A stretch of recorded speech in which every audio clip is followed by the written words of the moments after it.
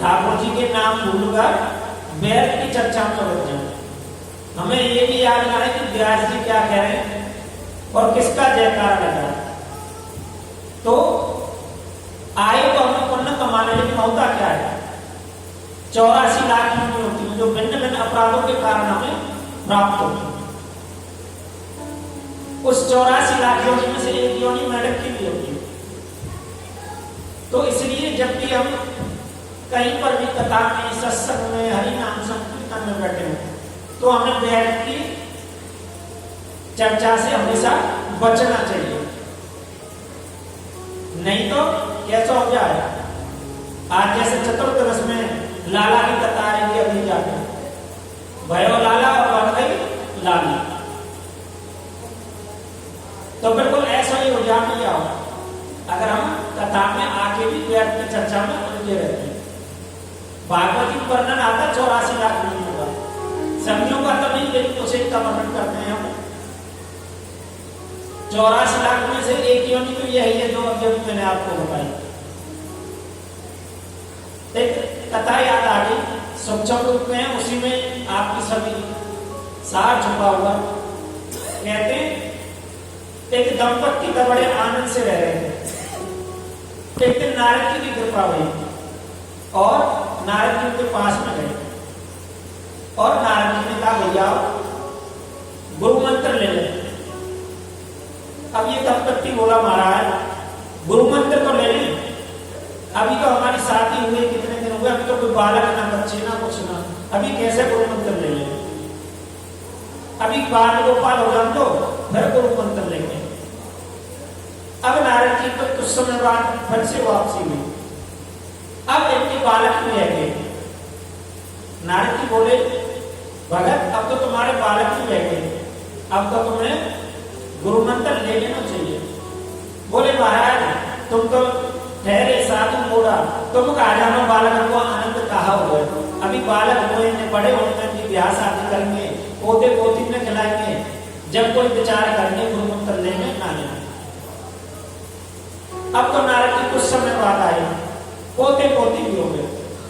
नारद जी बोले भैया अब तो गुरु मंत्र ले लो। अरे वाणी मोड़ा तो आ जाना, पोती पोती को कितना आनंद हो, अभी थोड़े से और ब्याह शादी देखना।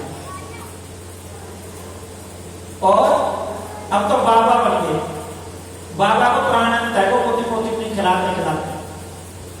अब नारद जी कुछ समय बाद वापसी आए और नारद जी ने देखा कि बाबा कहाँ गए, तो पूछा कि यहाँ पर एक बुजुर्ग बैठ रहे थे, वो कहाँ गए, तो उनके पैर पत्ते हो गए। वो बोले कि वो तो स्वर्ग से डालती है।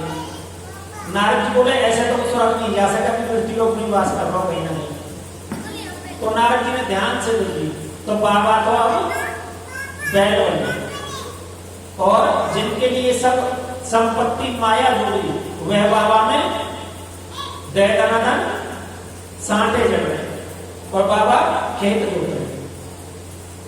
अब नारद जी गए, धीरे से जाके कही अरे भैया अब तो कम से कम गुरु मंत्र ले ले भले मानस। बोलो नारद जी तुम्हें क्या बताओ, ये संपत्ति सब मैंने ही जोड़ी है, और किसी लड़की खुद जुड़वाने के लिए तो कैसो होता है कैसो ना होता है, और दूसरों का लेके आएंगे 4 टोकरा यार ध्यान तो खाएगा, मैं आगे टोकरा में काम कर दूंगा। अभी चलने की कोई इच्छा ना है। नारद जी बोले ठीक है। तो नारद जी कुछ समय बाद फिर वापसी आए और उनसे पूछा कि तुम्हारे यहाँ पर एक बैल रहता था, वो बैल नहीं दिखाई दे रहा। तो वो बोले महाराज बैल बुजुर्ग बूढ़ा हो गया इसलिए घेर में बंधा हुआ है। तो नारद जी घेर में गए। अब तो बाबा ना तो पानी की पूछे और ना न्यारे की पूछे, बाबा को पर मक्खी मिलता है।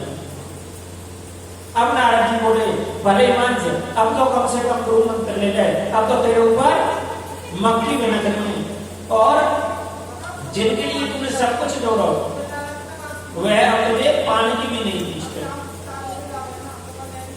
तो बाबा रूपी जो बहन बना वो कह रहा है कि थोड़ा तू कहा जाने, देखिए बालक तो ध्यान नहीं ना यहाँ चौपे ढोर बने रहे, बाहर से देखो कैसो घुसियावे अंदर, तो मैं कम से कम अपने सींगन से वहां डरा के भगा दूं।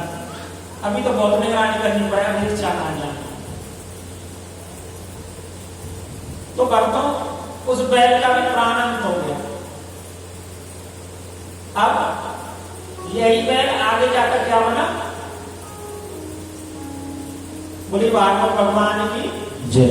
बोले राधे राधे सरकार की जय। और जो ना बोले वाकी विजय। दोनों हाथ उठा के बोले राधे राधे सरकार जय हो। बोले कृष्ण कन्हैया लाल की जय हो।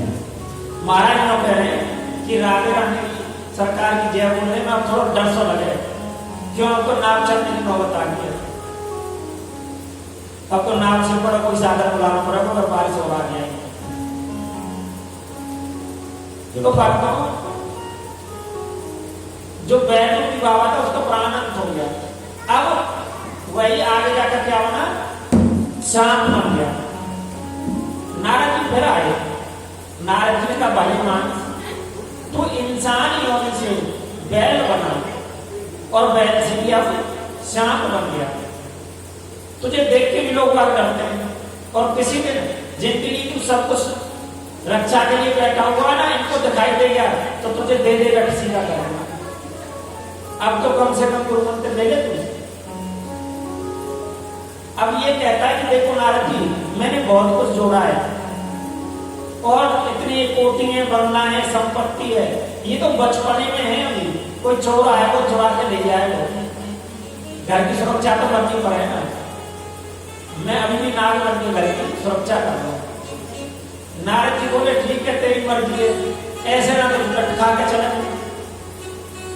अब तो एक दिन पोत बहू बाहर निकली और बाबा दिखाई देखो बैठा हुआ और पोत बहू ने शोर मचा दिया, सांप सांप सांप। और जिन पोते की सुरक्षा कर रहा हूं ना सबने घर की, वही पोते में दे लट और दे लट बाबा कर दिया और फेंक दिया बाहर। और फेंक दी ऐसी जगह पे दियो कि जहां बहुत और बहू पोतों की बहू जब नहाती थी ऊपर तो नहाने का पानी भी सारा बाबा के ऊपर गिरता था। अब बाबा बेचारा हाथ करो बाबा का नसर हो गया। नारद जी फिर आए।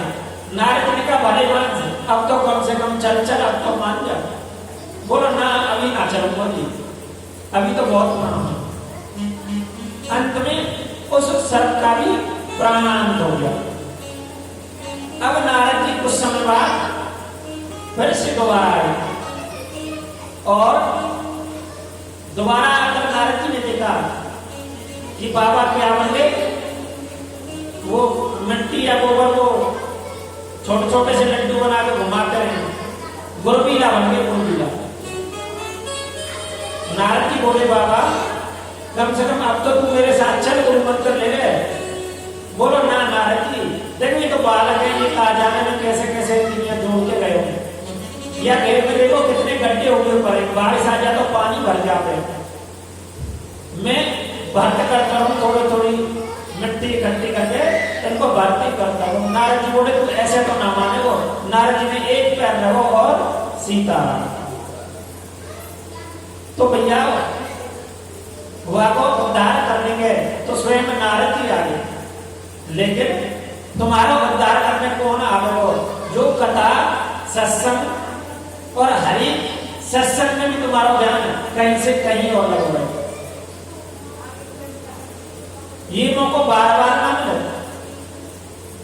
ये जो नवरत्न है ये बड़ा दुर्लभ है, बार बार नहीं मिलता। बोले नहीं और देखो भैया तुम घर से आओ, है ना, किसी घर में कूलर भी होगा, किसी घर में एसी भी लगा होगा, तुम छोड़ के आओ सब चीजें। किस लिए आओ? किस लिए आते हो? सोने के लिए या बैठ की चर्चा के लिए? हरि का नाम स्मरण करने के लिए इसलिए आते हो ना, तो हमें वही स्मरण करना चाहिए, वरना हमारी गति भी बाबा जैसी हो जाएगी और हमारे लिए नारद नहीं आएंगे। लेकिन आएंगे कब आएंगे? जब हरि का नाम हम स्मरण करेंगे। अच्छा, प्रथम दिवस की कथा में आपने क्या श्रवण किया था, सबको बताओ। प्रथम दिवस की कथा में आप सभी ने क्या श्रवण किया था? हो गए महाराज कह रहे फिलहाल तो गुलाब जामुन की याद आ रही है और तो सब कुछ भूलो वाले। प्रथम दिवस में श्रवण की थी धुंधकारी की कथा।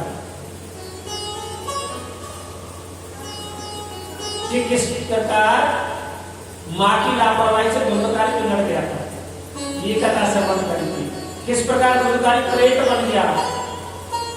हर अगर कोई भी बालक माता पिता की सेवा नहीं करता और माता पिता के साथ दुर्व्यवहार करता है, तो जहां तक भी मेरी वाणी जा रही हो ध्यान दें, अगर माता पिता की इंद्रियों की जो बात नहीं मानता, सेवा नहीं करता, उसकी गति बिल्कुल धुंधकारी जैसी हो जाती है। और याद रखना, यहाँ गोकर्ण महाराज नहीं आएंगे धुंधकारी की तरह मुक्ति करने के लिए, क्योंकि तुम्हारे ऐसे कर्म ही नहीं है। अगर हम कुछ भी ना कर पाए तो कहते सारे जो तीर्थ धाम है हमारे माता पिता गुरु के चरणों में। जीवन में कोई जरूरी नहीं कि आप 84 परिक्रमा लगा के ना लगे सही, कोई आपत्ति नहीं। गंगा जी ना नहा के आ पाए ना नहाए सही है, उसमें भी कोई समस्या नहीं। अगर केदारनाथ बद्रीधाम आदि तीर्थ धाम में ना जा पाए हम तो भी कोई समस्या नहीं। लेकिन हम अगर केवल अपने माता पिता का कहना माने, उनकी सेवा करें, तो ही हमें सभी तीर्थ धामों के फल अवश्य मिल जाते हैं। ये आपने प्रथम दिवस में श्रवण किया। और बोले कैसे कन्हैया लाल की। द्वितीय दिवस में आपने श्रवण किया कि किस प्रकार भागवत जी का आगमन हुआ और भागवत जी क्यों श्रेष्ठ है। और तृतीय दिवस में आपने श्रवण किया था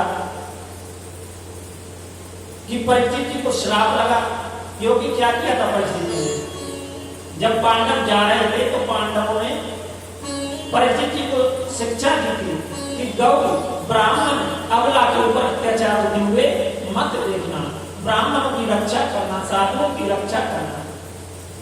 लेकिन परीक्षित जी महाराज के सिर पर कलयुग विराजमान हो गया, क्योंकि परीक्षित जी ने तो सोचा था कि कलयुग में एक विशेषता है कि कलयुग में सरलता से ठाकुर जी की प्राप्ति हो सकती है, जो पहले नहीं हो सकती थी।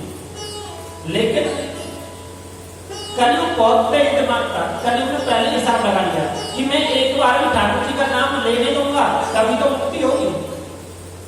अन्यथा तो कथा में जाने के बावजूद, कथा में श्रोता बैठे होंगे, भगत बैठे होंगे, लेकिन कथा में बैठने के बावजूद भी वह ठाकुर जी का नाम श्रवण ही नहीं कर पाएंगे। मैं उनकी मति ऐसे बिगाड़ दूंगा।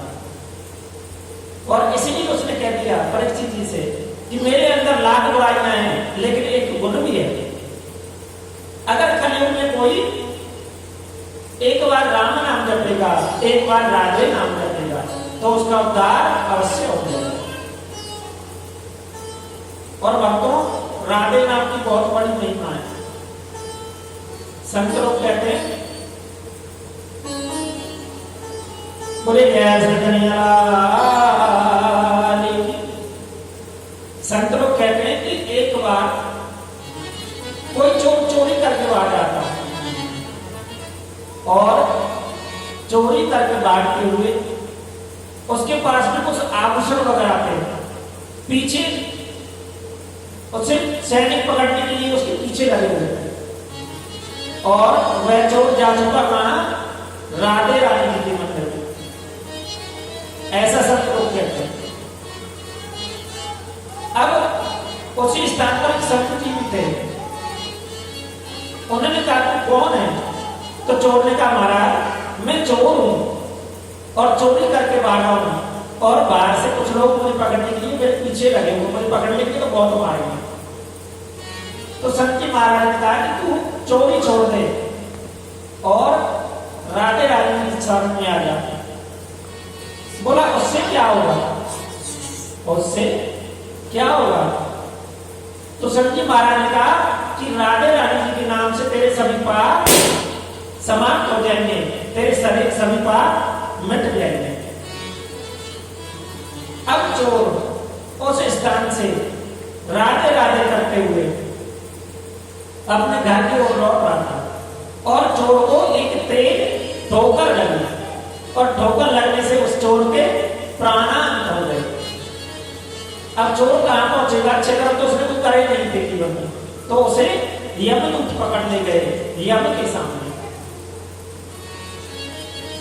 और चित्रगुप्त से कहा गया कि देखो इसने कोई पुण्य किया है या नहीं। सभी ने देखा तो चित्रगुप्त ने महाराज इसने जीवन में कभी कोई पुण्य नहीं किया। जब सबसे आखिरी का पेज पलटा और वहां पर चित्रगुप्त ने देखा तो उस स्थान पर उस चोर ने एक बार राधे राधे कही। बोली राधे रानी सरकार तेरी बिगड़ी बना देगी चरण रग राधा रानी की। तेरी बिगड़ी बना देगी चरण रग राधा रानी की। तुझे अपना बना देगी चरण रग राधा रानी की।